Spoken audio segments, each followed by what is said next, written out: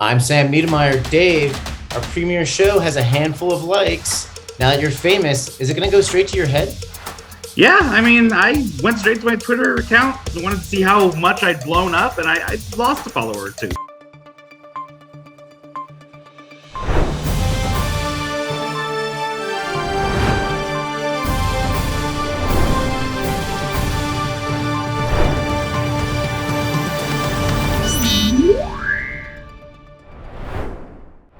Hello, Amazon sellers. Welcome to FBA and Friends. I'm your host, Sam Niedermeyer, and with me today is freelance writer and Amazon seller Dave Consolazio, who came on a couple weeks ago, and he's going to bring those hot takes with you again. And this week, thanks for having me back, Sam. I'm glad I wasn't canceled after week one. Absolutely. Everyone loves you, Dave. Welcome back, guys. We got a great show for you today. In today's episode, we're going to be diving in to some Amazon changes to inventory workflow. Got a new Amazon seller tool right around the corner. We're going to talk why it's important for you. But first, let's get into the big news of the week, Dave. That is that Amazon's hinting at a second Prime Day in the fall.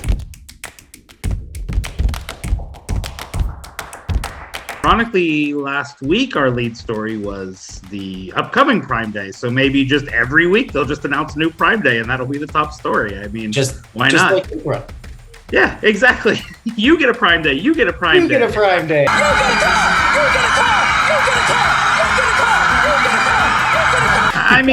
Why not just make it Prime Year? And this is what Amazon is now. It's Prime Day. Welcome aboard. Amazon Prime Day, indeed. So here's what we got going on. This is the kind of interesting, right? Because some sources coming out this week, CNBC.com, imore.com, that Amazon is planning to host a new shopping event later this year that appears to be similar to Prime Day.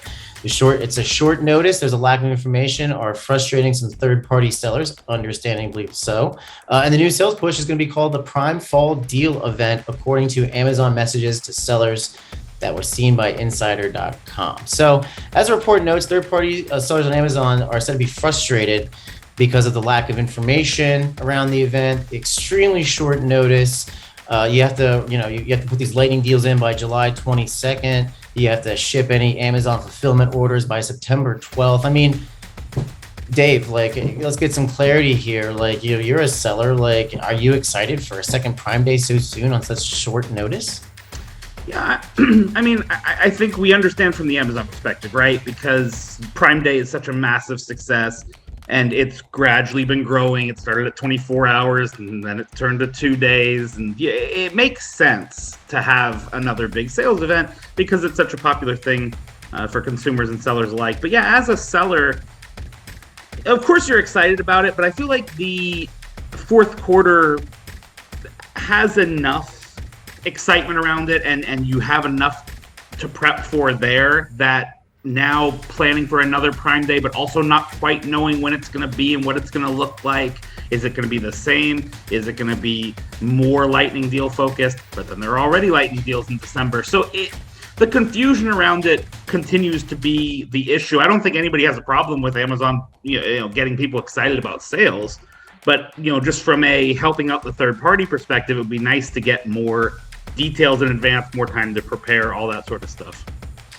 Yeah, the thing that's really hurts, especially if you're kind of a solo team, a smaller team, is the inventory management, man. What's going to happen, right? Our customers going to get deal exhausted. So then that affects, all these deals coming out. You got, the holiday season. Right around that time is when you got to start thinking about inventory management, right? Or at least a few weeks ahead of that, a few months ahead of that. And all of a sudden, there's this new, a second Prime Day. So now what's going to happen? Are sellers going to front load inventory? It leaves so much up for debate and confusion about how people are supposed to plan for Q4 and the holiday season. Now we got a new Prime Day.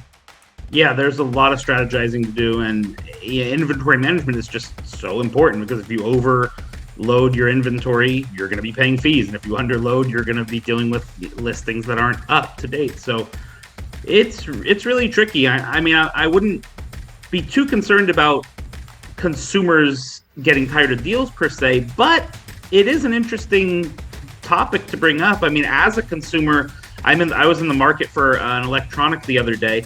And I was thinking, well, maybe I should wait till Prime Day because, it's close enough. I don't need it right this minute. So you do start to think about that sort of thing too, especially from an inventory and strategy perspective. How is it going to affect sales and how is it going to affect strategizing when another Prime Day randomly pops up? How much inventory do we have to front load? And we still don't even have a specific month in mind. So let's say we're preparing with the November date in mind and they say we're going to do it in the middle of December. So again, clarity. That's all I think sellers really ask for. Just need some transparency from Amazon, maybe a little heads up too. I mean, 55% of all sales on Amazon aren't even done by Amazon. They're done by sellers, and they're, you can see the frustration in the comments, and you can look at the link below and see how sellers are reacting. There was also some type of source that came out at some point. I think there's a lot of, people want to get the story out first, but there was some kind of, I remember there being a little bit of a hot button or hot topic that certain sellers were notified right ahead of time versus other sellers. Dave, did you get the invite? Were you told by Amazon, or are you on the list like us? Like, nah, don't worry about them. So yeah, I'm not one of the very important sellers. I don't know that I'm an important seller at all. I'm just a seller. But yes, no, I was not on the list. If I was, I would have broken it here on the show. First to report, Dave Consolazio, right there on Amazon Prime Day 2. Amazon Prime Day 2.0, I guess. I don't know. Who knows? Who knows? I'm sure they'll come up with an awesome way to market it, and we'll be the last to know. And the frustrating point is that, even if it's really going to hurt solo and small brand owners, right? Because they all of a sudden got to make some changes based off of their routine and forecasting, right?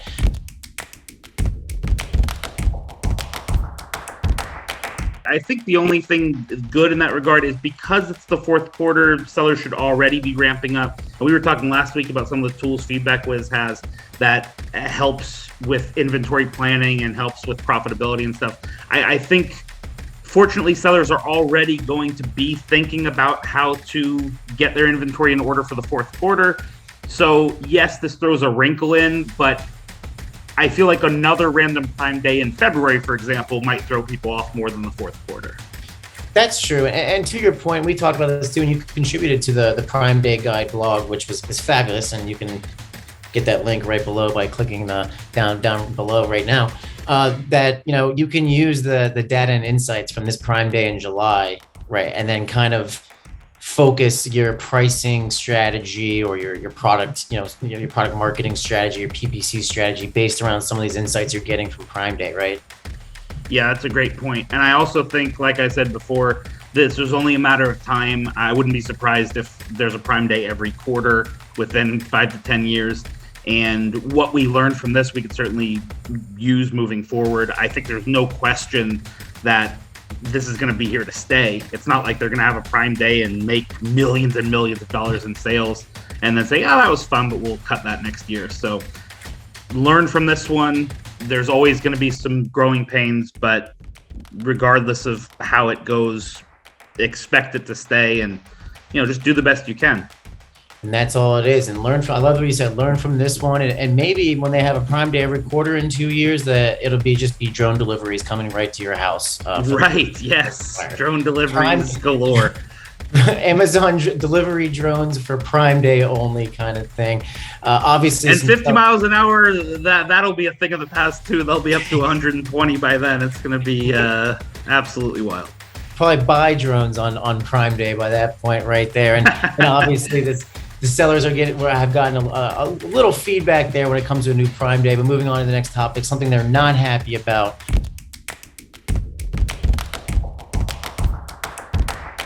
Apparently, Amazon's rolling out a new workflow for replenishing Amazon inventory. And in a post that Amazon support and Amazon posted onto the Seller Central forums, August 31st is which you can read right below, and as we share right here on our blog, and right below the link that you can click on.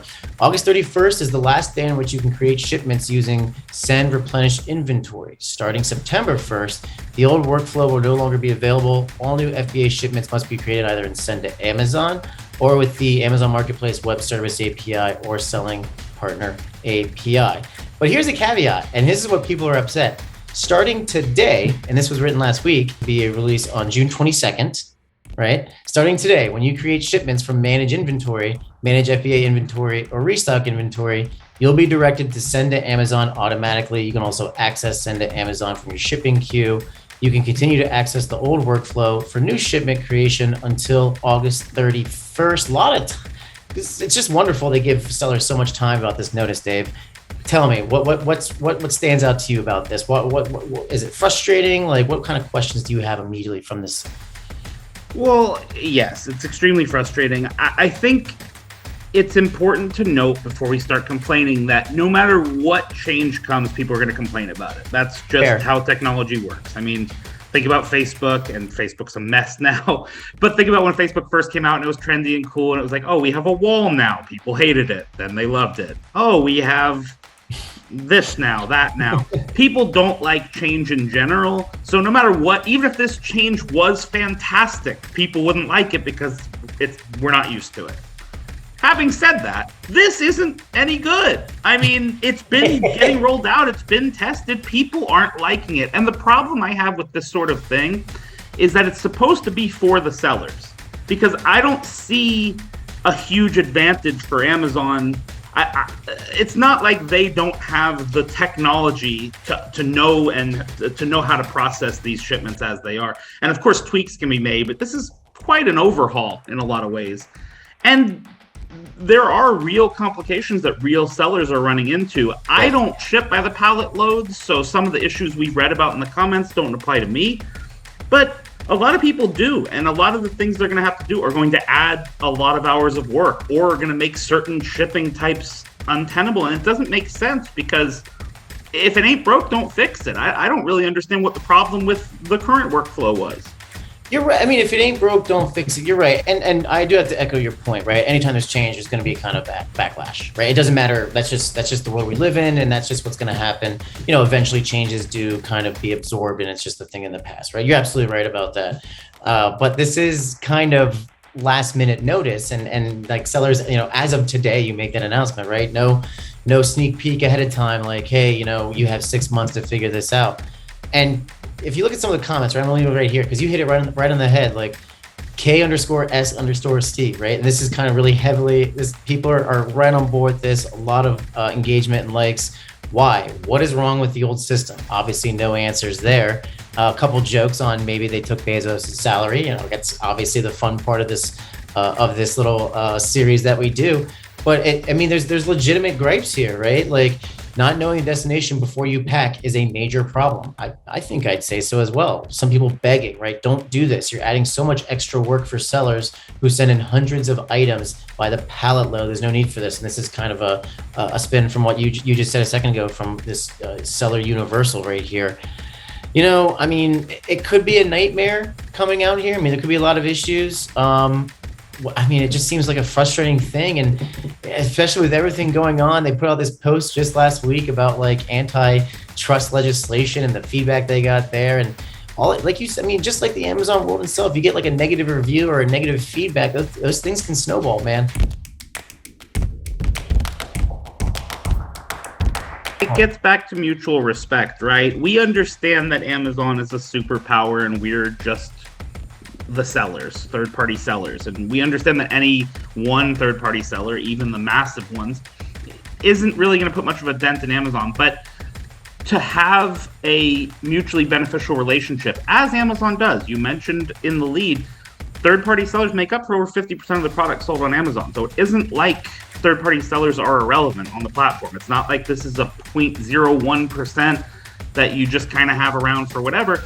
It's why Amazon has so much coverage across so many categories. It's because there are so many third-party sellers out there grinding. And again, the third-party sellers couldn't do it without Amazon. It's supposed to be mutually beneficial, but Amazon doesn't treat it that way. This sort of thing, this sort of workflow thing is a perfect example of something that they could have put out in beta, asked for feedback, and saw what people liked, what people didn't like, because I'm sure there's valid reasons why they did it. And they could have figured out ways that it worked for them and also worked for the sellers. And if it tilts 60-40 in their favor, that's fine. But there's no communication, no transparency, no care whatsoever. Here's how it's going to be. We're rolling it out. Not so much Yeah. as a good luck, not so much as a let us know what you think. Here it is. And again, sellers consistently put up with that because it's Amazon. But I feel like this is the sort of thing, this constant treatment, this constant, ignoring of the people that make your thing go, that opens the door for other places like a Walmart or a Shopify or whoever else to, maybe start taking some sellers away, because we just started this show, but this is going to be every week. Every week it's going to be a huge change that sellers had no feedback in. And, it does. It gets frustrating. It certainly does. I can certainly see. We're coming out. Our next topic, we'll hit on this on a new product launch. But you always want beta feedback, right? And beta users. That's a good point. Like, right? That's just like best practices for a software company and for a tech company. And I know Amazon. Some people think. I mean, in terms of big tech, right? That's what they're considered. I know they might not necessarily think that way, but that's a huge part of their business and their ecosystem.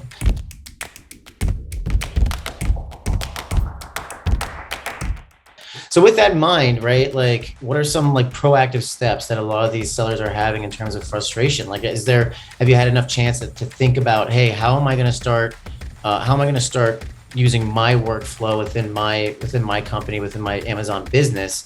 How do I change this? What are some things I need to start looking at right now to kind of maybe get ahead of this?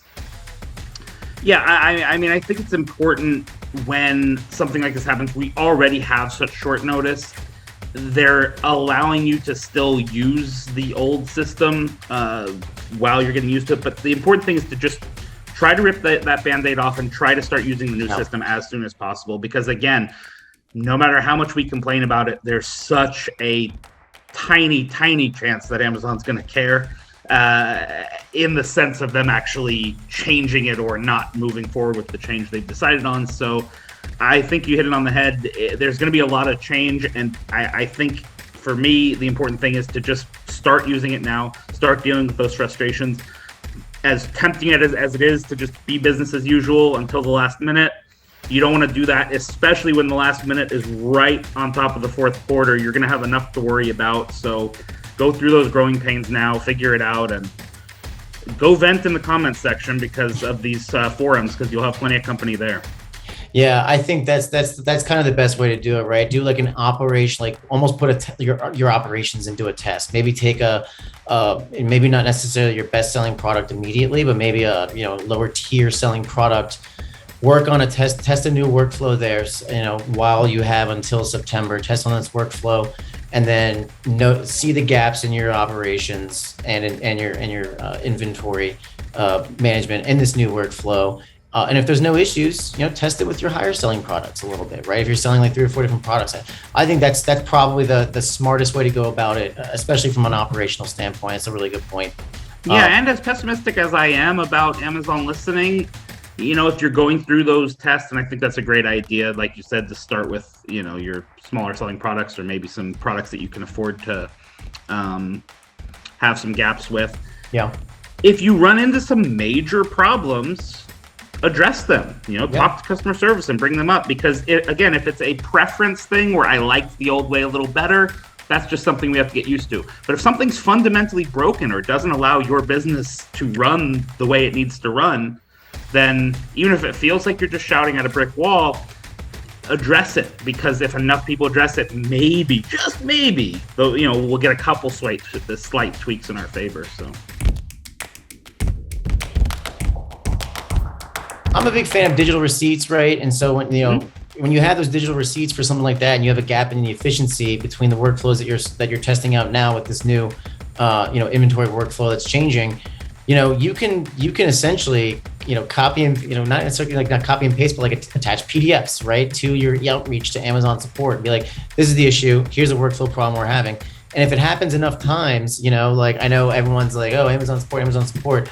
Promise, if it have enough times and there's enough follow-up, right? Like check it like every day, follow up, it'll get pushed up, and eventually there will be change. It might not happen overnight, but just have those digital receipts, have those PDFs, and just give as much information to why the problem is happening, it's not necessarily going to happen overnight, but that is one way that you can kind of really, like you said, like make it between something that's an emotional like perceivably, I should say, emotional reaction, a reaction to it versus like, hey, here is the scientific proven digital method of why it's not working. It's hard to dispute those digital receipts.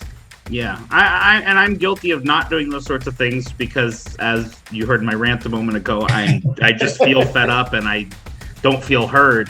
But the minute we all give up on taking those receipts and sending those messages is the moment that it makes it even easier for these things that frustrate us and these things that don't work to keep getting rolled out. So yeah, make sure you do take some action, but most importantly, look out for your business and try to find ways around things that don't work, because hopefully they'll get fixed, but in case they don't, you want to be prepared. Absolutely, and being prepared. And so we're going to move on to the next topic. It's good stuff. We'll keep everyone up to date on that topic on our blog. We'll give you the updates as they go along on what you can do. So be sure to subscribe to and look at FeedbackWhiz.com.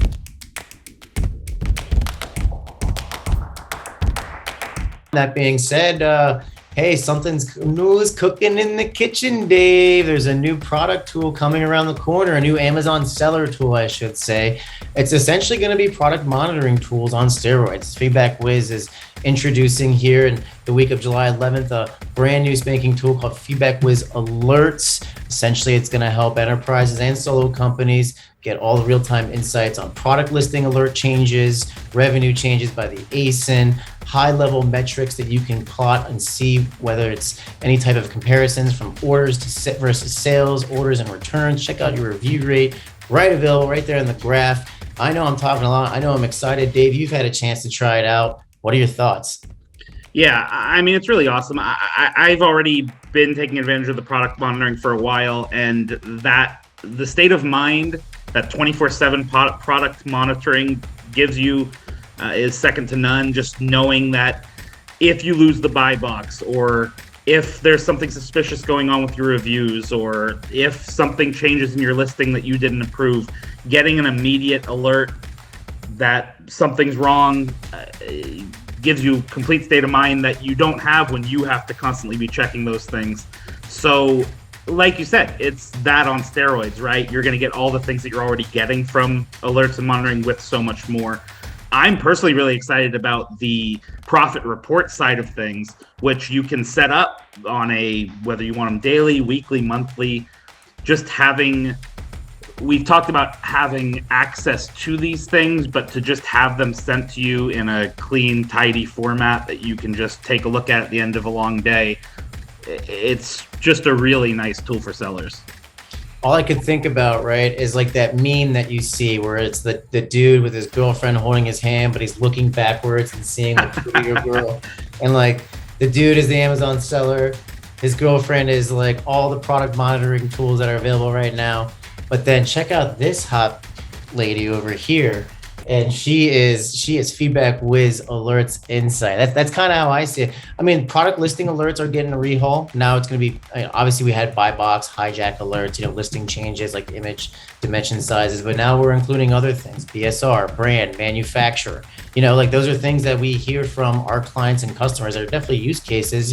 Who doesn't want a BSR alert that comes directly to you? Like, hey, you just got bestseller rank. Bam, and you're notified. Ooh, but then when you lose it, you got what you got to do to get that back. I think it just makes perfect sense on so many different levels. And have you had a chance to check out kind of the subscriber list? It sounds exactly like you did. And you're describing like, hey, put up a subscriber list so that you're notified once a week, once a month, if there's a drop in profit margins, right? Like, hey, I don't want, if there's a drop in 10% profit margins on this ASIN, notify me, send me a report, send me an alert, things like that. You can really get ahead of some potential gaps that you might be missing, or maybe there's something else involved, like a listing change is affecting your revenue there. So you also contributed a little bit to some of the articles that are on our blog right now on the alerts.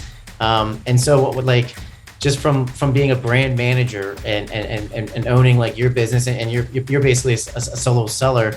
I know you said the revenue reports are going to be good. Like, are you excited for BSR? Are you excited for for brand, maybe not necessarily brand or manufacturer, but like is the new listing alerts gonna help you out as well? Well, what you touched on across all of those awesome tools is the customization factor. That's what's so cool about this. You have complete control over what alerts you get, when you get them, and how you get them. The ones you want sent directly to your phone because they're more pressing, maybe a 1-star review, maybe something going wrong with your listing, you can have that sent right to your phone. This is a high alert. Something like, a small change in ranking or whatever, you want to know those things, you don't need to know right this minute, you can set that to be sent to you in an email or whatever. And even just like you're talking about BSR, whatever else, you can set the percentages, you can set and it's all very easy. It's just drop down menus, it's things you can type in. So the level of customization is just so cool, because no matter what type of business you have, size of your business, there's going to be a lot of cool things you can do with this, and you can cater that experience to the exact T of what you're looking for. And so, I mean, even just the factors for having certain alerts sent to certain teams. If you're a huger company, I'm a one-man team, so I just have them all sent to me. But if you want certain alerts on security sent to certain people, certain alerts on profitability sent to other people, that's all customizable too. So it really is a powerhouse. I'm excited for the rollout. I think people are going to like it a lot. And unlike Amazon, FeedbackWhiz listens very carefully to feedback coming from its users. So if you don't like something or if something's not working right and you bring that up, it's going to be addressed in short order. Absolutely. It's in beta right now. We're getting feedback regularly. Look for that week of July 11th. We'll have a couple other pieces of information coming out for all of our users, and anybody who's interested, go to feedbackwhiz.com. Our friend Dave here has contributed to that feedback and is able to bring it to you now. So really thanks for your time there, Dave. However, I'm getting an alert that we're running out of time. So before we exit, I want to give you the final word, and we're going to say goodbye. Yeah, I mean, I got that alert too. That's the power of alerts. We're in the beta, but everybody's going to be there soon. But again, thanks for watching. To those of you who did last week, thanks for making it to the end of the video. Those of you that are here, that's awesome. We're enjoying doing this. Hopefully you're enjoying watching, and can't wait to be back next week. Thanks so much, Dave. Go ahead, give us the handle, give us email, whatever you want. Let us know where people can find you if they're looking. Yeah, Dave's Dime on Twitter. I'm down a follower or two, so we'll get them back up. Otherwise, you can find me right here every week. Hopefully, we can set up an alert in terms of Instagram and Twitter followers that we can share with for sellers there, so you can see your social. Absolutely. But you know how it's gonna turn into Black Mirror anyways. We're all getting kind of ranked on our social network. I don't want you to drop to a 4.4, but Black Mirror, Dave. I'm sorry. It happens. It does happen, Greg. Thanks so much for being on the show, guys. Thank you so much for watching. Stay tuned for future content coming out in the future.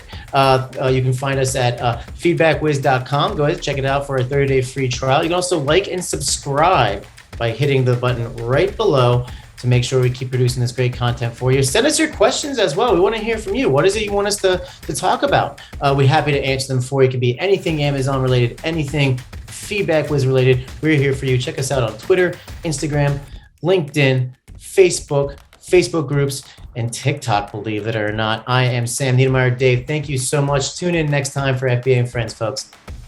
Thank you, Sam. Bye-bye. Please subscribe to our YouTube channel, and for more information, please visit feedbackwiz.com.